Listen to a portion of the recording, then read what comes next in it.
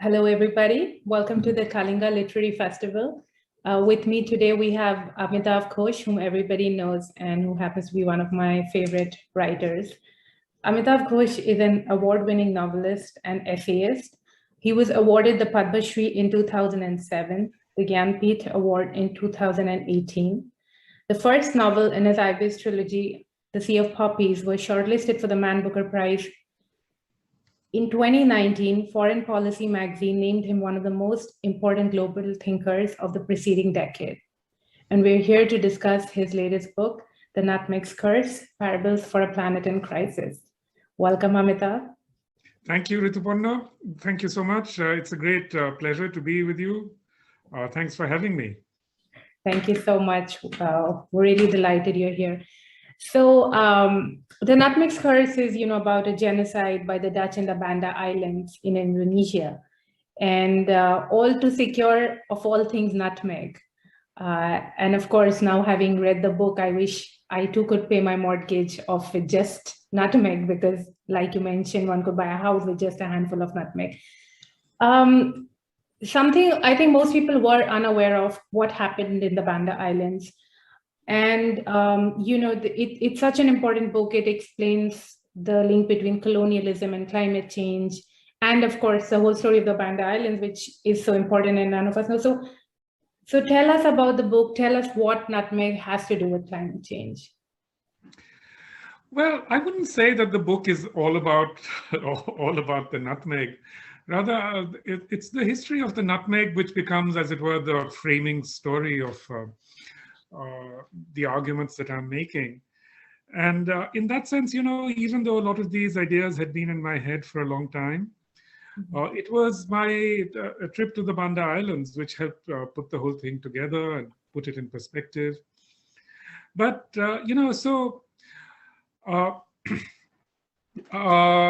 I suppose the argument that I'm trying to make in this book is that, when we think of our present planetary crisis, when we think of climate change, when we think of all these other aspects of the crisis that now besets us everywhere, including, for example, the pandemic and so on, we tend to think of them as being new, as being really completely off the moment, as it were, or at most we date them back a few decades. But the argument that I'm trying to make in this book is that actually this planetary crisis has a very long history. And that history goes back really to at least the 16th and 17th centuries. And it really begins with the European expansion, out of Europe, the conquest of the Americas, first of all. The Banda Islands are very much related to what happened in the Americas in the 17th century, because the Dutch, who were then the dominant imperial power, had territories in actually exactly where I'm sitting right now, which is Brooklyn. In the 17th century was Breukelen. It was a Dutch town, a part of New Amsterdam.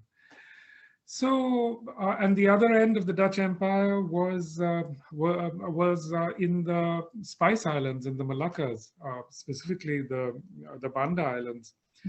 And I think all of this, the violence that arose in that period really is rooted in these colonial conquests. And essentially, climate change is also, it's also a process of violence, really.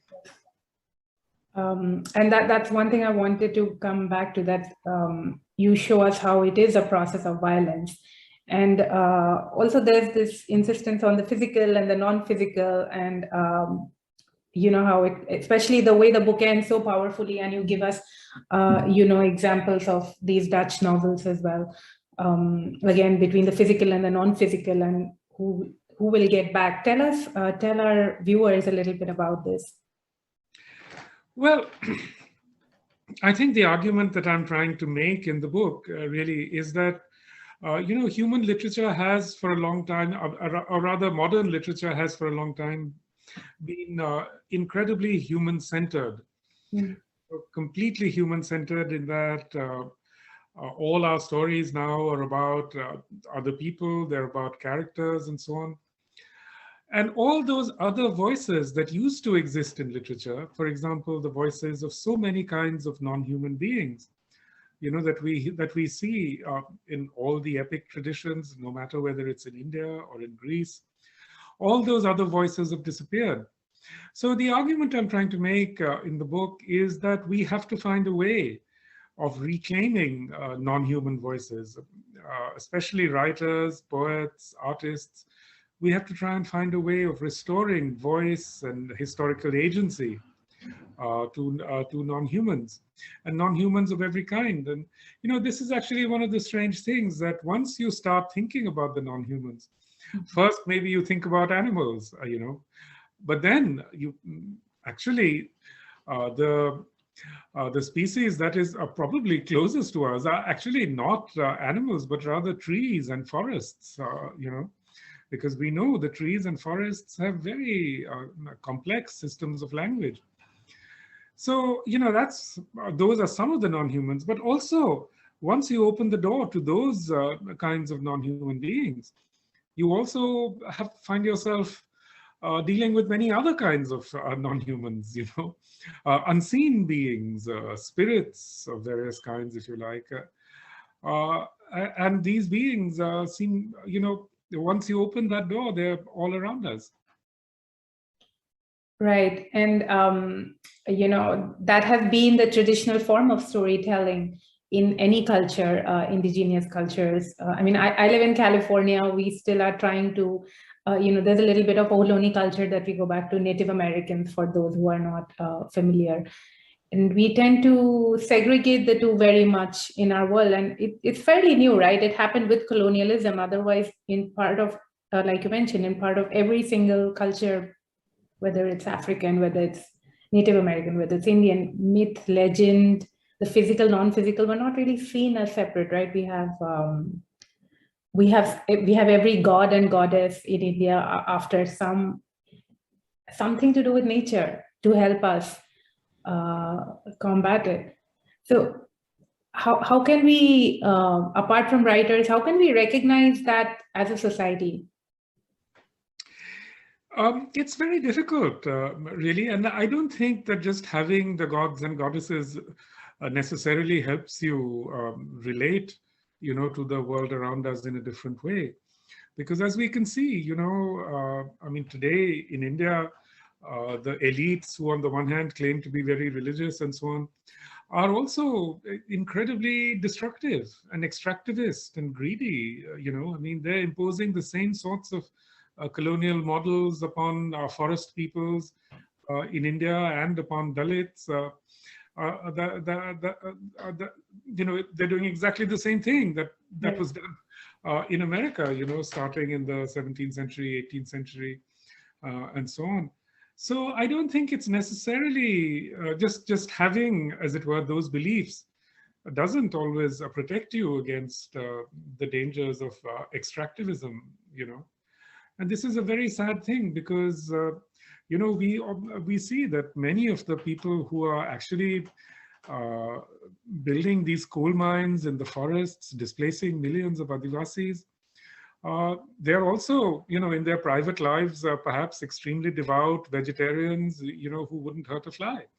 And yet they don't think of, they think nothing of destroying entire hillsides, of annihilating forests. So, we really have to look and try to understand who are the people who actually stand up for the non-humans. And invariably, wherever you go in the world, it's always indigenous peoples. Yes. In India, it's Adivasis, it's often Dalits. Yes. They are the ones who are actually actively trying to defend the sacredness of the land, the sacredness of their territories. We see the same thing here in North America. The people who've resisted the fossil fuel industries, with the greatest. Yes. Yes. I think that's what I was trying to come to. How can we unite by meaning the physical and the non-physical, not necessarily religious, but how can the way the West tackles, and now I think it has become more of a mindset rather than a place.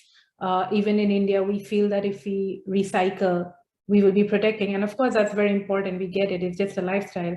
But like you said, we had the Chipko movement, and here we had Standing Rock all over, like you pointed out. It's the indigenous people, because of their belief in the non-physical, they protect it, or whatever it is. How can we, I'm looking for solutions here. How can, as a society, the two align, the governments, the indigenous people? Because unless we come together as a planet, I don't see there being any hope unless we rise above our pettiness. How can we come together to solve this? Look, when one thinks of coming together, it's usually, in the language of consensus, in the language of collective agreement. And I think, that's not going to happen. I mean, climate change, this crisis that we are in, it's fundamentally a conflictual process. It's a process of conflict. There's no other way to put it. Mm-hmm. Because, the elites are incredibly entrenched, incredibly powerful. Fossil fuel companies are incredibly powerful. And look at the way that they've been going after, protesters everywhere. I mean, environmentalists are being killed, all around the planet. I mean, this lawyer, an American lawyer who won a major victory for an Amazonian tribe, he has been essentially under house arrest in New York for something like 3 years. Wow. And this has been engineered by one of the oil giants. So, we should not fool ourselves. I mean, the current order is very entrenched. They're not going to concede their power very easily. Mm-hmm. All that we can do at best is to hope for, movements of a different kind, the movements that pose a serious alternative. And I think those movements are coming into being, I mean, certainly we see this with Greta Thunberg. Mm. We see this with Fridays for Future, Extinction Rebellion, so many other small movements. And even though the movements that are sort of best known in the world tend to be Western movements, there are also many such movements across Asia, within China, within Indonesia. A historian called Prasenjit Dwara has written a very important book on this subject, and he shows us that across Asia there are many movements which are now grassroots movements that are arising and opposing this kind of extractivist economy. So we can only hope for the best, but we should not fool ourselves and think that it's going to happen easily. I know what you're saying, but I think we are looking for solutions as to how, because again, I'm coming back to the Adivasis, I'm coming back to the forest dwellers, because like you said, time and again, they have been the ultimate guardians. Is there a way that we can come together, kind of, I don't know, in India, it seems like the middle class is the new colonizer as well. I don't know how many cars, it seems very much like America, where I know in New York you have public transport, but here, how much ever I hate it, we need a few cars. We went with a one-car system for a while, and it was really difficult. So it seems like we're very isolated. It seems like it's the same in Delhi or Bombay, that everybody has, one car or one. So the kind of pollution that's happening on a daily basis, it seems like the middle class is completely isolated from, from the Adivasis.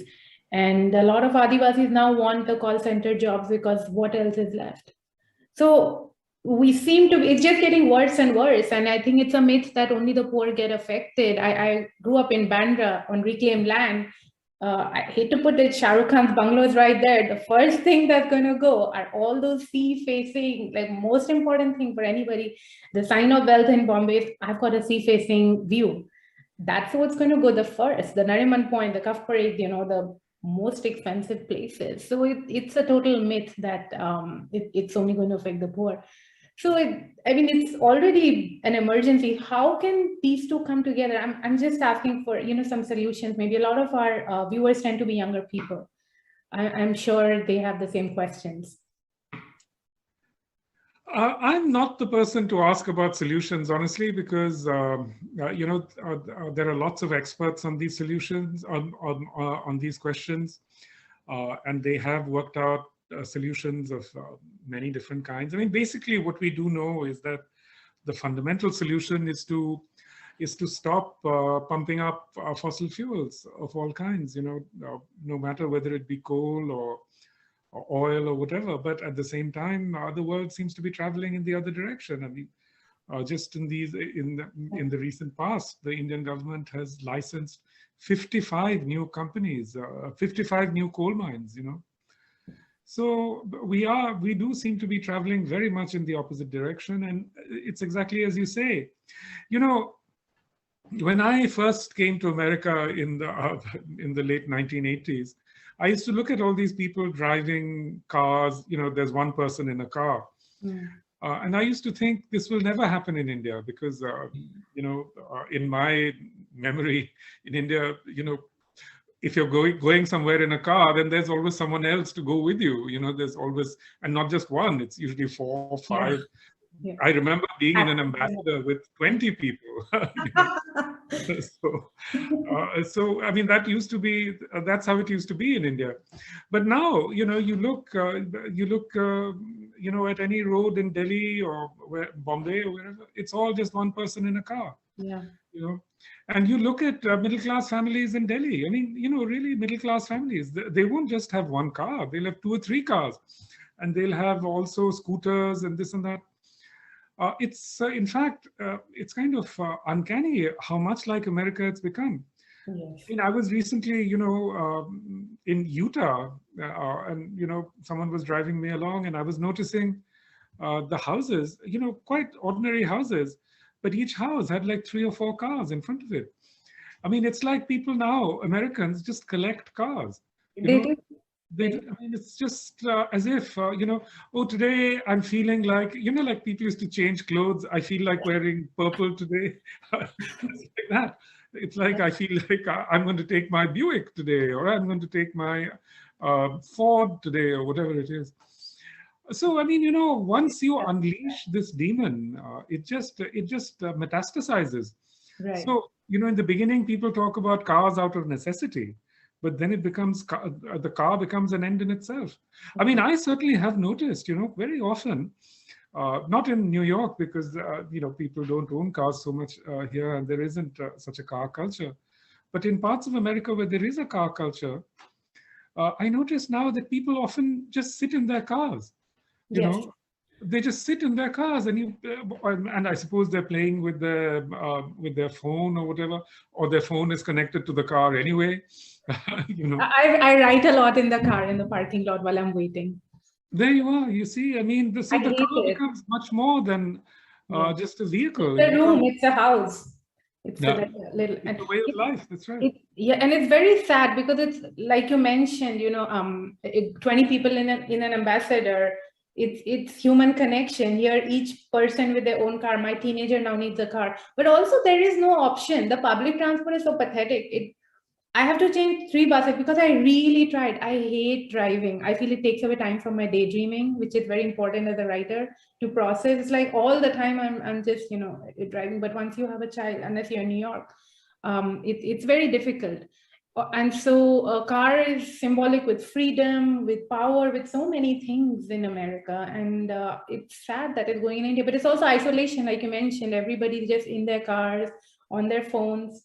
It's like a teenager shutting the door against the parents, and this is my world, and it's my boundary. So it's just so sad. It talks about a deeply isolated, deeply lonely society, and India doesn't need that, and yet here we are. So it's. I don't know. I mean, it's true. I think that at the village level and so on, Indian society is still very interconnected and collective and so on. But certainly, middle class life in India now has become just as disconnected as anywhere else. I mean, I see in my neighborhood in Kolkata, for example, I mean, actually, it's all just, it's just elderly people Yeah. who live in the neighborhood, everyone else has left, or so many of the younger people have migrated to various places in the world. And it's a strange, sad thing, that now we actually in Kolkata, and this must be true also of every other city, there are now services, which just cater to older people living alone. It's so hard to imagine that this would have come about in India, but it has. Yes. But again, where do they go? There aren't enough opportunities. You could argue there's only so much you can do and then we come to migration. And then I think it all comes to climate change. It's really, I feel climate change is, is the single factor, and it seems like a lot of disconnected problems, but it seems like it's all coming there, and that's probably the most urgent thing we have. Look, I would actually say that what we are living through, that it's not just climate change. I mean, as Margaret Atwood said, it's not just climate change, it's everything change.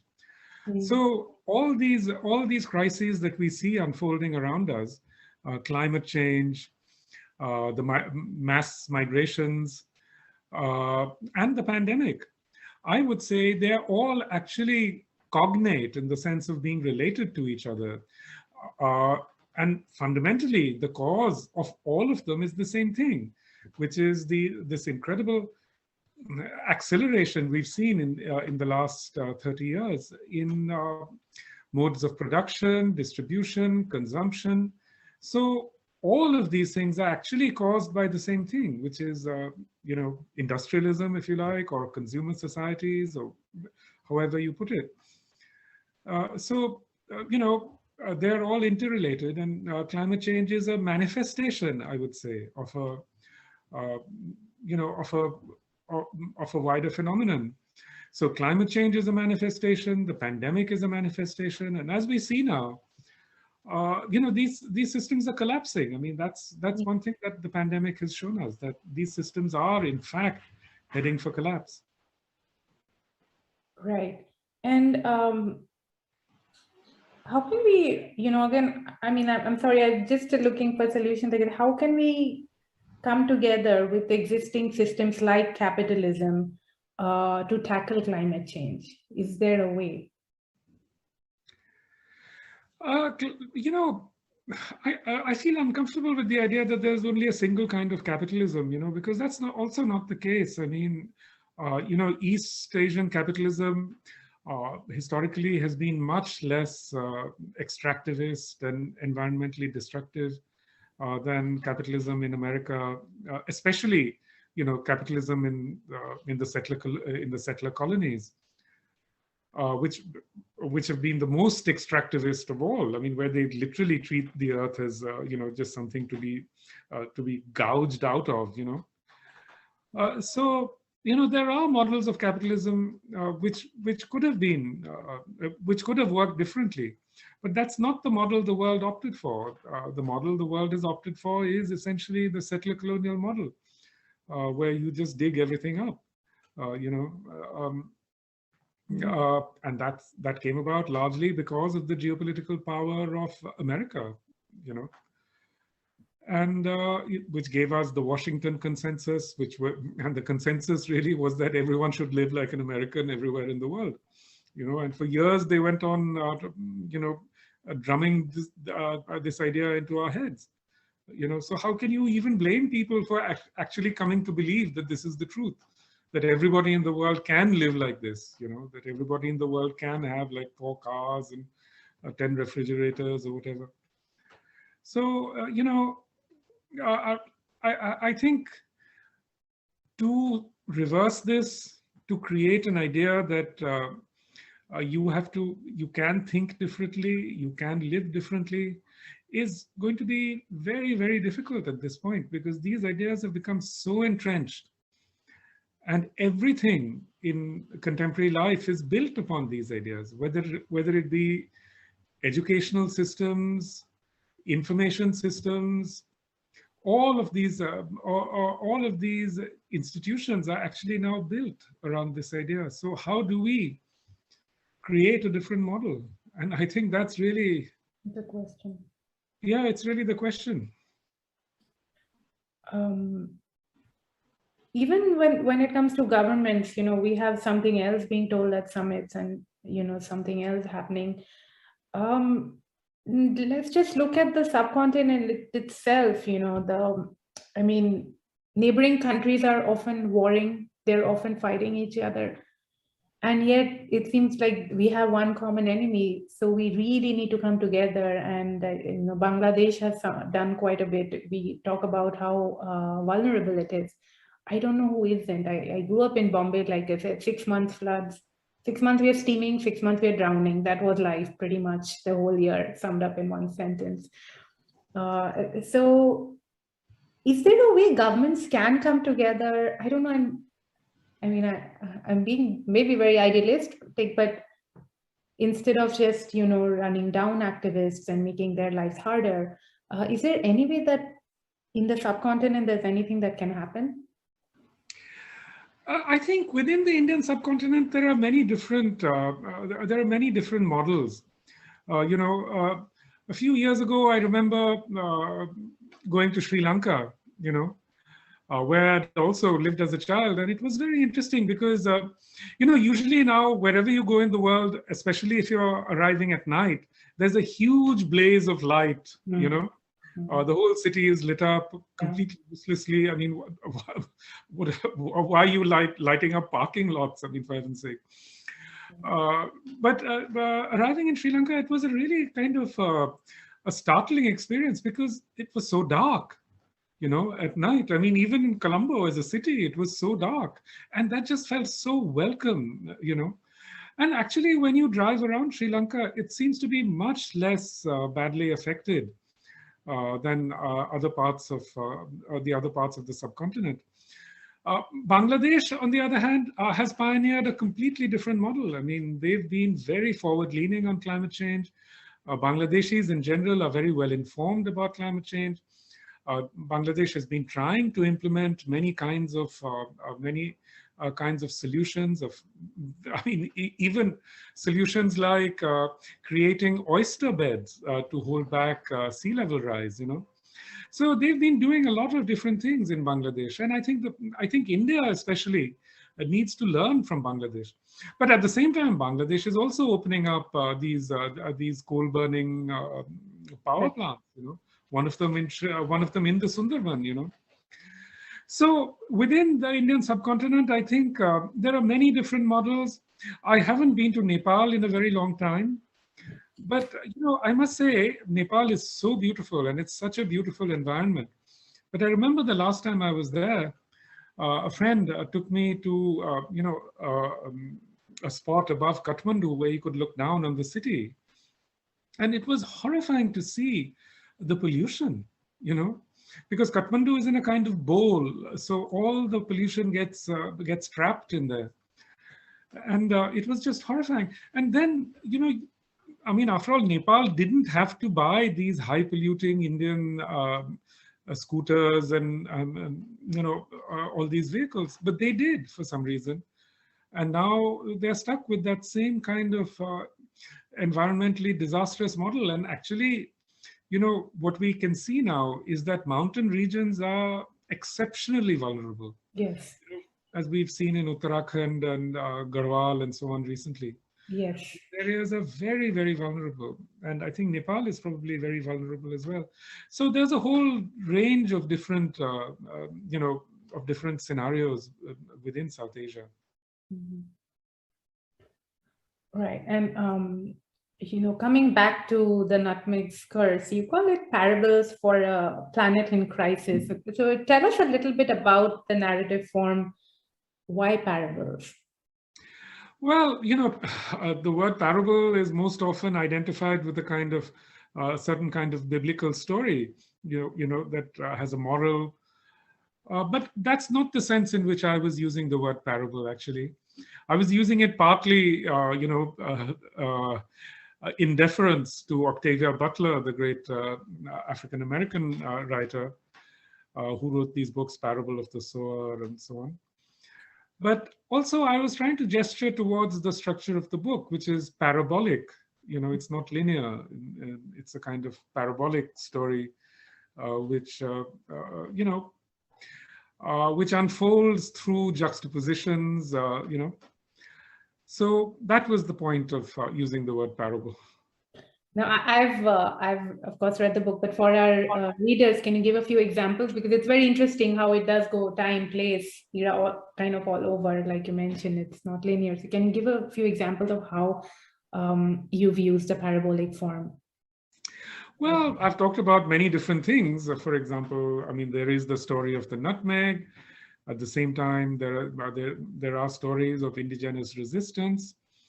There are stories of migration. So migration is an important subject in the book. But most of all, there are stories about writers, about literature, about, you know, literary forms, if you like. So many different kinds of issues and themes. Right. And, you know, you were born in Kolkata, but you grew up in Bangladesh and Sri Lanka. And throughout your body of work, place has been very important. You know, the Glass Palace at Sri Lanka, and there's Calcutta, Komodo, and now the Banda Islands, Sundarban. So you've been like all over. How does that work? Is it, I mean, is it your travels that shape the importance of place throughout your body of work, or is it that you grew up all over these places and so place just happened to become very important? I'm talking about your entire body of work, not just you know, this one on the Banda Island. So as a writer, what is your own voyage of discovery when it comes to place? Well, as you say, you know, I had a very peripatetic childhood, and of course, so many of us do now. You know, so many of us grow up in so many different places. You know, because people have movable jobs. You know, they're sent from one place to another, and they travel carrying their whole family with them.